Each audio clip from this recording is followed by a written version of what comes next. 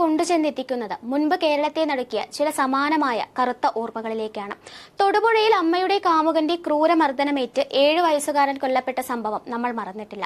സ്വന്തം ചോരയേക്കാൾ വലുതാണ് പുതിയ പങ്കാളി എന്ന ചിന്തയിൽ ഈ ക്രൂരതയ്ക്ക് കൂട്ടുനിന്ന അമ്മയെയും അന്ന് കേരളം കണ്ടതാണ്. അതുപോലെ വണ്ടിപ്പെരിയാറിൽ 3.5 വയസ്സുകാരി പീഡനത്തിനിരയായി കൊല്ലപ്പെട്ട കേസും പത്തനംതിട്ടയിൽ പിഞ്ചു കുഞ്ഞിനെ കാമുകൻ ചവിട്ടിക്കൊന്ന സംഭവമെല്ലാം സമാനമായ മാനസികാരോഗ്യ വൈകല്യങ്ങളുടെയും ധാർമ്മിക അപജയത്വത്തിന്റെയും നേർചിത്രങ്ങളായിരുന്നു.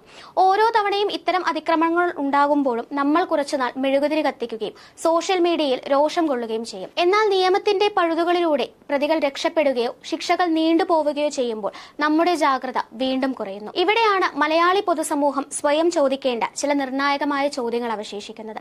സ്നേഹത്തിന്റെയും കാരുണ്യത്തിന്റെയും പരസ്പര വിശ്വാസത്തിന്റെയും കുടുംബ മൂല്യങ്ങൾക്ക് പേരുകേട്ട നമ്മുടെ കേരളത്തിൽ എപ്പോഴാണ് കാമനകൾക്ക് മുന്നിൽ സ്വന്തം പെറ്റമ്മമാർക്ക് പോലും കുഞ്ഞുങ്ങളൊരു അധികപ്പറ്റോ ബാധ്യതയായി മാറി തുടങ്ങിയത്? ചുറ്റിലും ഒരു പിഞ്ചു കുഞ്ഞ് ദിവസങ്ങളോളം അതിക്രൂരമായി വേട്ടയാടപ്പെട്ടിട്ടും അയൽപക്കങ്ങളോ ബന്ധുക്കളോ അത് കൃത്യസമയത്ത് തിരിച്ചറിയാതെ പോകുന്ന തരത്തിൽ നമ്മൾ അത്രമേൽ സ്വാർത്ഥരും നിസ്സംഗരുമായി മാറിയോ?